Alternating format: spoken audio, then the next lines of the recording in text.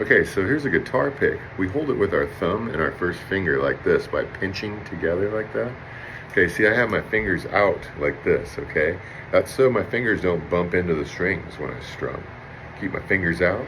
I'm gonna like fan through the strings just like a paintbrush, okay? So I'm gonna go down, then I turn my pick up. Fingers out, down, up. Okay, we do not want to have our arm like this because then the elbow does all the work. We want to bring our hand over like this, and then we want a paintbrush. And down, up. Over here on this hand, I'm going to hold an E minor chord, which you already know how to play. And I'm going to go like this. Down, down, down, down, string mute. Down, up, down, up, down, up, down, up, down, up, string mute. Down, down, down, down, string mute.